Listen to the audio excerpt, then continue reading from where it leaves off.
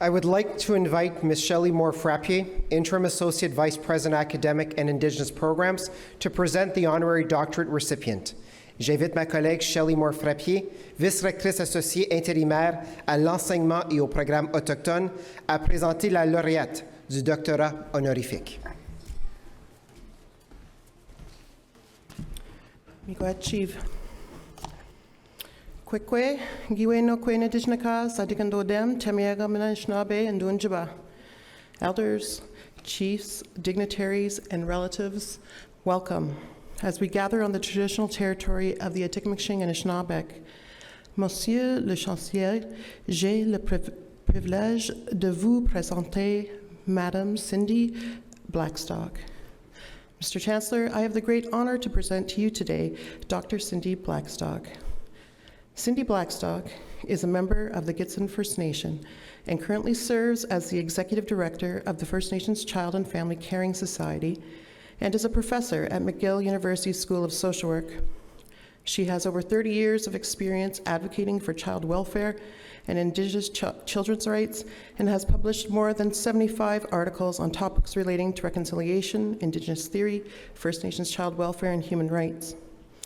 Cindy Blackstock has been referred to as Canada's relentless moral voice for First Nation equality, a mountain of power, Canada's Martin Luther King, single mom to 163,000 kids, and how internationally known Abenaki documentary filmmaker Alanis Awamswin has described her, a force I have never seen before.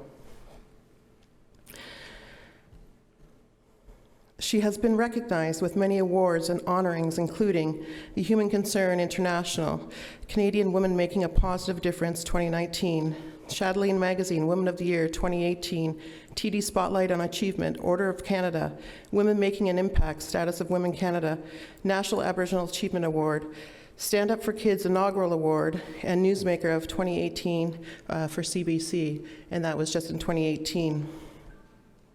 In 2007, the First Nations Child and Family Caring Society, along with the Assembly of First Nations, filed a successful human rights challenge to Canada's inequitable provision of child and family services and failure to implement Jordan's Principle. Jordan's Principle is named in memory of Jordan River Anderson, a Cree child from Norway House First Nation in Manitoba who was born with complex medical needs and unnecessarily spent 2 years of his life in the hospital, while the province of Manitoba and federal government were in payment dispute. Jordan later passed into the spirit world at the age of 5, never knowing to go home. Jordan's Principle aims to make sure First Nations children can access all public services in a way that is culturally safe and without experiencing any service denials, delays, or disruptions because they are First Nations. This hard-fought litigation has resulted in hundreds of thousands of services being provided to First Nations children, youth, and families. It takes strong, what Cindy would call, moral courage to fight racial discrimination systemically, as Cindy and her team does. One member of her team she has with us on the stage today. I would like to take this opportunity to acknowledge Spirit Bear. You can see him sitting up there on the table signing. Spirit Bear and the work that they do, as Spirit Bear represents the 165,000 First Nations children impacted by the case, as well as those children who commit to learning about the case and have been taken part in respectful action of reconciliation and equity. Spirit Bear is also a proud member of the Carrier-Sakani Tribal Council, so welcome, Spirit Bear. Considering Laurentian University's tricultural mandate and our own over 30-year history of Indigenous social work education, Cindy Blackstock embodies the values and culture Laurentian looks to foster and uphold.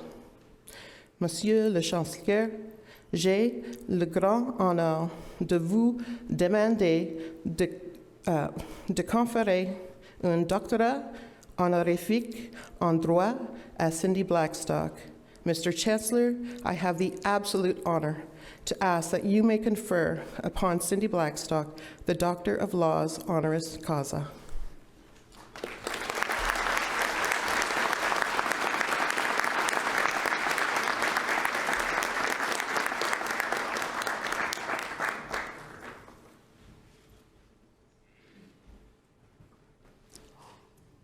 In the name of the University, on the recommendation of the Senate and the Board of Governors, I admit you to the degree of Doctor of Laws honoris causa with all the rights, privileges, and honors thereto appertaining. Au nom de l'Université et sur recommandation du Sénat et du Conseil des gouverneurs, je vous confère le titre de Docteur honoris causa en droit, avec les droits, honneurs et privilèges qui s'y rattachent.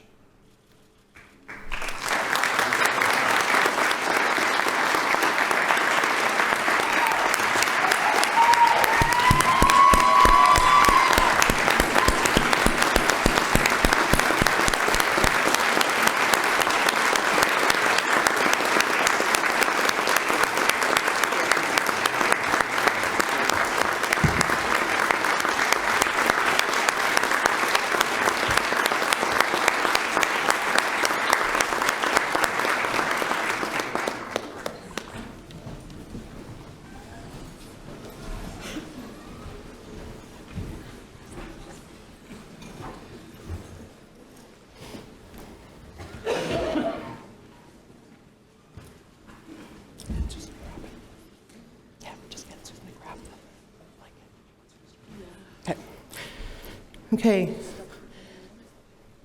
And as before Cindy gets to say a few more words, or she gets to talk, we would like to do another honoring the way that we do things. So Dr. Blackstock, while the Honorary Doctorate is the highest honor a Senate can bestow on a person, we want to take this opportunity to honor you in our way. At this time, we would like to blanket you. The star blanket was made by an Oglala Sioux Quayok by the name of Tony Redcloud, and we would do this to honor you and to keep you warm and to feel our love around you as you continue with your work. You truly are inspirational. We also want to honor you with the Strong Woman song, which will be sung by Amy Commanda, and this song was given to one of my teachers, Liza Mosier-Ba, who worked in the prison system, or the P4W, and was gifted this song after a lockdown, which took away many of the inmates' dignity. And through ceremony and working with the women there, they felt that she had helped restore that. So they gifted her this song, which will be sung by Amy. So at this time, I will ask everybody to stand as we play. Chimigwech, Gadad, Chinakin, and Sa Gishgut.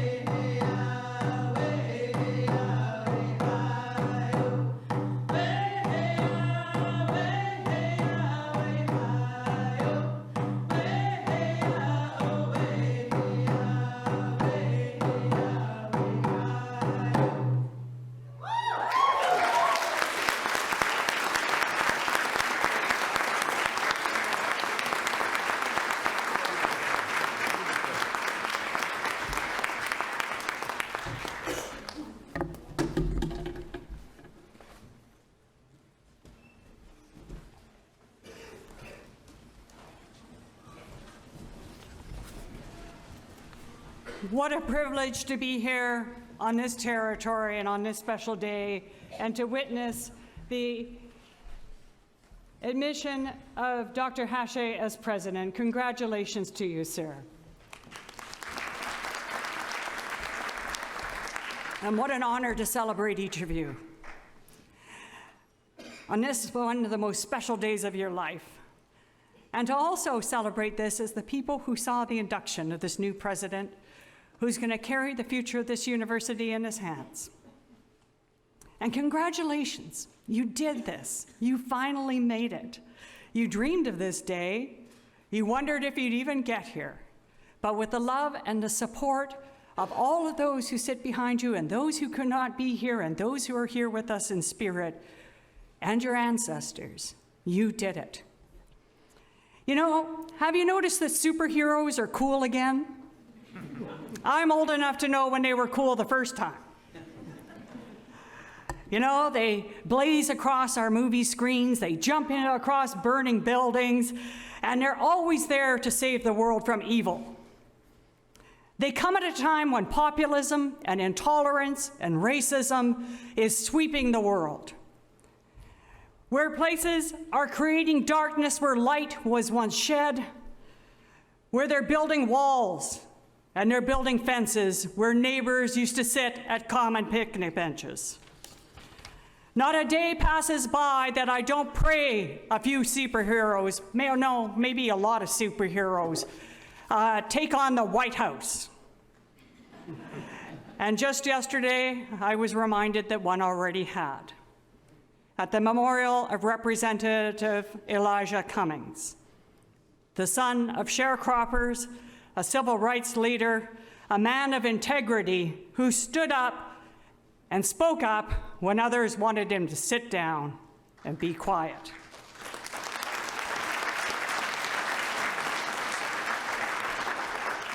He believed that in every second of his life lies an eternity of our individual and collective being, because in every second lies a choice. We can choose to live that second with love.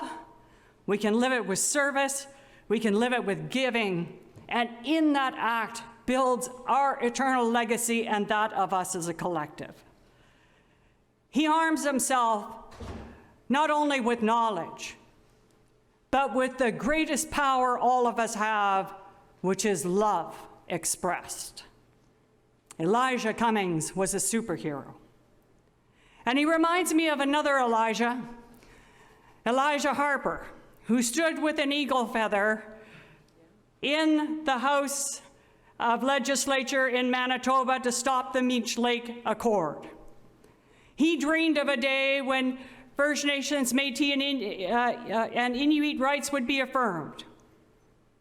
And there's a long journey ahead, but just yesterday, in the BC legislature, they passed the United Nations Declaration of Independence into law. Elijah Harper was a superhero.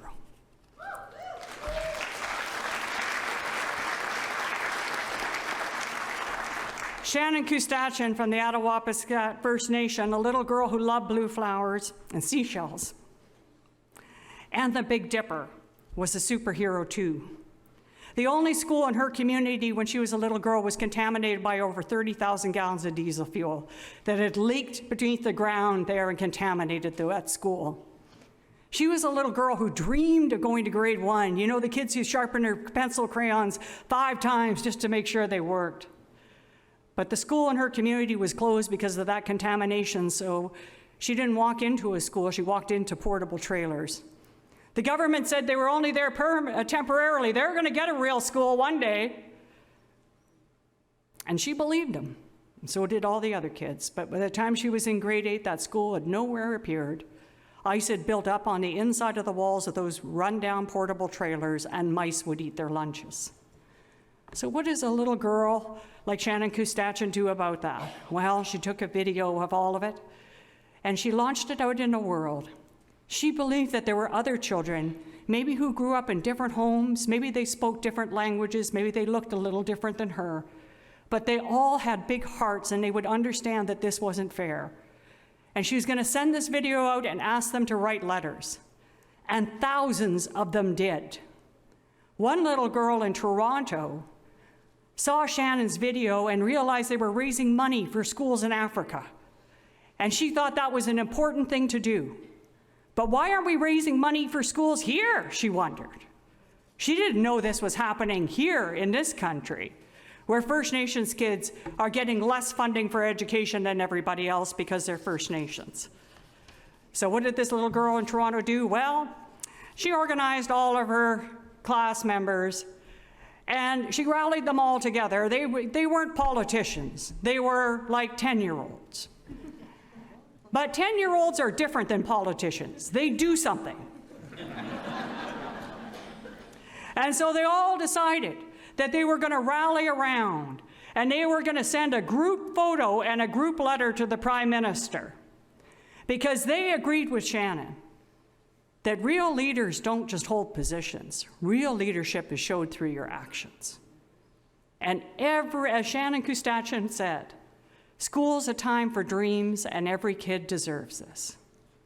She led one of the largest child rights movements in Canada before she passed away at the age of 15, never having gone to a school where she was funded at the same level as other kids.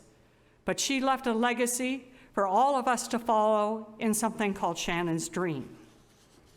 There's a little girl not far from here named Autumn Peltier, and she sees the world's environment crumbling around her. She's not a politician either, but she is a superhero. She stands up with other youth like Greta Thunberg and other voices around the world of young people who are awakening our consciousness and our common humanity. You know, superheroes are needed more than ever. And what you didn't know today is that's why you're wearing the capes.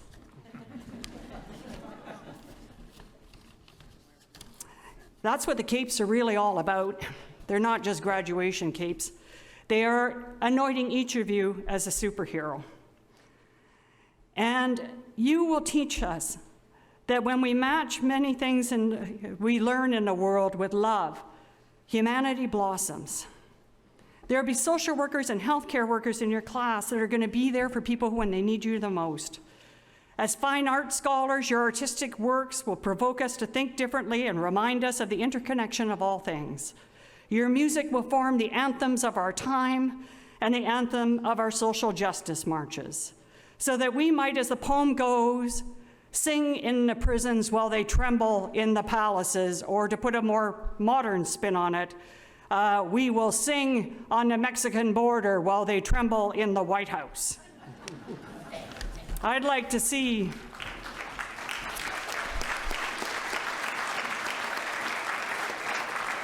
more superheroes in Parliament too, because Spirit Bear and I are tired of trying to fight for First Nations children to get the same public services as everybody else. It's not something you should have to fight for. It's something that should be just ingrained in a compassionate nation. There is no room, in my view, for any parliamentarian or any senator who allows what the Canadian Human Rights Tribunal said last month was willful and reckless discrimination that leads to the deaths of some children and the family separations of thousands of others. But just like Elijah Cummings knew, Elijah Harper knew, Shannon Kustachin knew, Autumn Peltier knew, is that the power for change is not in our houses of legislature. It's in each one of us being called to be our own superhero to the world. And no matter where life's journey takes you, each of you will be called on to be that superhero for your family and for your friends. And that you need to be there when they need you. But there's something else too. Each of you will be called on to be a superhero for people you will never know and who will never know to be thankful. And you must be there when you're called. You will feel the doubt. You'll feel you're not ready. You'll even feel afraid when you're called, but offer loving justice anyway. It's not enough to care. You must do something. And each of you may wonder why superheroes, like Elijah Cummings, Elijah Harper, and Shannon Kustachin, they left us when we thought we needed them the most. It's because they know that we're ready. Even though we don't think we're ready, they had done their work and they know we're ready to be superheroes too. Because it doesn't matter if you're first, if there is no second. And it does not matter if you're second, if there is no third. You may take your superhero graduation cap and regalia off after the ceremony, but you don't stop being superheroes. You must stand up when others want you to sit down. You must speak up when others want you to be silent, and you must always exercise the great knowledge that you gained here at Laurentian in the service of others. Because knowledge kept to yourself is not a gift to the world, and it's not what was gifted to you. The professors, the faculty, the staff, and other students generously gifted you everything they could, and so did your family. And doing right is not always easy, so if you're feeling afraid or unsure of how to defeat the darkness, tonight in the night sky, look up at that Big Dipper. There's a little girl who loved blue flowers and stars and wasn't sure that she could change the world either, but she did. And by the way, get a teddy bear. Every superhero needs one. It is an absolute privilege to stand in your company and go out there and get into lots of trouble for doing the right thing. Thank you.